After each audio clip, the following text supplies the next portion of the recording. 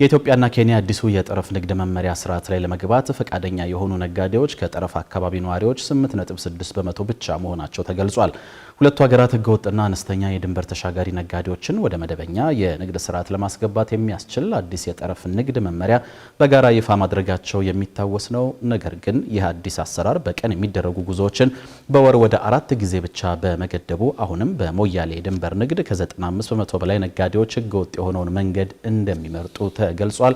ሪፖርተራችን ሰላማዊት ጌታሰው ተጨማሪ አላት።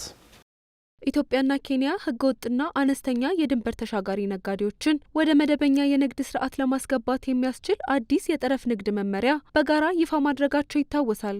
የንግድና ቀጠናዊ ትስስር ሚኒስቴርም ይህ መመሪያ ጸድቆ በይፋ ስራ ላይ እንዲውል መወሰኑን በቅርብ ቀናት ነበር ያስታወቀው። የዚህ መመሪያ ዋነኛ ዓላማም በድንበር አካባቢ የሚስተዋለውን ህገወጥ የንግድ እንቅስቃሴና ኮንትሮባንድ መቀነስ፣ አነስተኛ የመነገድ አቅም ላላቸው የድንበር አካባቢ ነጋዴዎች አዳዲስ የስራ ዕድሎችን ማመቻቸት መሆኑ ተገልጾ ነበር። ይሁንና መመሪያው ያካተታቸው ጥብቅ የጉዞ ገደቦች፣ የጂኦግራፊያዊ ከለላዎች እንዲሁም አስተዳደራዊ መስፈርቶች፣ ታሪፎችና የፍተሻ ወጪዎች ነጋዴዎችን ከመደበኛው መስመር ይልቅ አሁንም በህገወጥ የንግድ መንገዶች ላይ እንዲቀጥሉ ሊያደርጋቸው እንደሚችል የምጣኔ ሀብት ባለሙያዎች እያስጠነቀቁ እንደሚገኙ ተነግረዋል።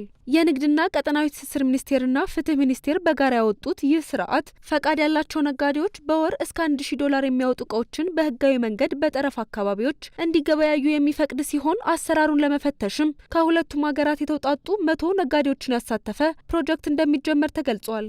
ይህ የሙከራ ሂደት ከተሳካ እንደ አውሮፓውያን አቆጣጠር በ2023 ዓ.ም 16% ብቻ የነበረውን የአፍሪካ የእርስ በርስ ንግድ በማስፋት ለአህጉራዊ ነጻ የንግድ ቀጠና ግቦች መሳካት እንደ ትልቅ ሞዴል ሊያገለግል እንደሚችል ታምኖበታል ተብሏል። ይሁን እንጂ መመሪያው አዳዲስ አሰራሮችንና ገደቦችን የያዘ በመሆኑ ተግባር ላይ ሲውል ነጋዴዎችን ወደ ህጋዊ መስመር ከመሳብ ይልቅ ይበልጥ ሊያርቅ የሚችል ነው እየተባለ ነው የሚገኘው። ትሬድ ፋይናንስ ግሎባል ከተሰኘው ዓለም አቀፍ ተቋም ጋር ቆይታ ያደረጉትና በትሬድ ማርክ አፍሪካ ፕሮጀክት አማካኝነት በሞያሌ የስርዓቱን ትግበራ በመደገፍ ላይ የሚገኙት በሆርን የኢኮኖሚና ማህበራዊ ፖሊሲ ኢንስቲትዩት የንግድ ፖሊሲ ባለሙያ ዳኒሎ ዴሲዴሪዮ መመሪያው ላይ አሉ ያላቸውን ክፍተቶች ተናግረዋል። ባለሙያው እንደሚሉት በአሁኑ ወቅት በምስራቅ አፍሪካ አጠቃላይ የድንበር ንግድ ውስጥ እስከ 95% የሚሆነው ኢመደበኛ ንግድ ነው። ለምሳሌ የኢትዮጵያ ይፋዊ ዓመታዊ የቁም እንስሳት ኤክስፖርት ከ2000 በታች ቢሆንም ትክክለኛው ቁጥር ግን ከዚህ በ25 እጥፍ ይበልጣል። የአገሪቱ ዓመታዊ የቀጠናዊ እንስሳት ንግድ በዓመት በአማካኝ $105 ሚሊዮን ሲሆን ይህም ከይፋዊ መረጃ በ100 እጥፍ ይበልጣል።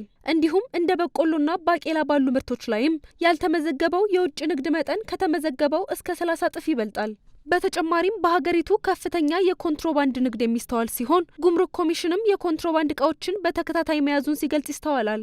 ይህ የኮንትሮባንድ ስጋት አዲሱ መመሪያ ላይ ጥብቅ ገደቦች እንዲቀመጡ ምክንያት ቢሆንም ከኢትዮጵያና ኬንያ ውጭ ለሚመጡ ምርቶች እንደማያገለግል ባለሙያው አስረድተዋል።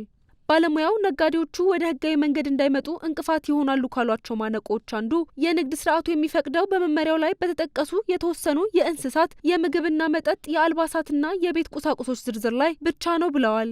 እንዲሁም በአሁኑ አሰራር ነጋዴዎች በየቀኑ የሚሻገሩ ቢሆንም አዲሱ መመሪያ ግን በወር መሻገር የሚችሉት 4 ጊዜ ብቻ እንዲሆን ገድቧል ነው ያሉት። በተጨማሪም ምርቶቹ በቀላሉ የሚበላሹ በመሆናቸው ነጋዴዎች ሳምንት በሙሉ ጠብቀው መሸጥ አይችሉም ይላሉ ባለሙያው።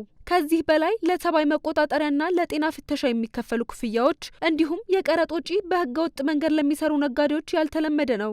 እንዲሁም ብዙ ጊዜ ነጋዴዎቹ የሚያመጡት እቃ መጠን አነስተኛ በመሆኑ መደበኛ የንግድ ወጪዎችን ለመሸፈን አይበቃም። በእነዚህ ሁሉ ምክንያቶች የተነሳ ነው ነጋዴዎቹ አሁንም በኢመደበኛ መንገድ ለመነገድ የሚመርጡት። ባሳለፍነው ጥር ወር በአዲስ አበባ ከ380 በላይ በሚሆኑ ነጋዴዎች ላይ የተደረገ ጥናት እንደሚያሳየው ወደ መደበኛ ንግድ ለመግባት የሚፈልጉ ነጋዴዎች 8.6% የሚሆኑት ብቻ ናቸው። በሚቀጥሉት ጥቂት ሳምንታት ውስጥ ሁለቱ መንግስታት የ100 ነጋዴዎችን የሙከራ ፕሮጀክት እንደሚጀምሩና ከዛ በኋላም አሰራሩን እንዴት ማሻሻል እንደሚቻል ውይይት እንደሚያደርጉ ተገልጿል።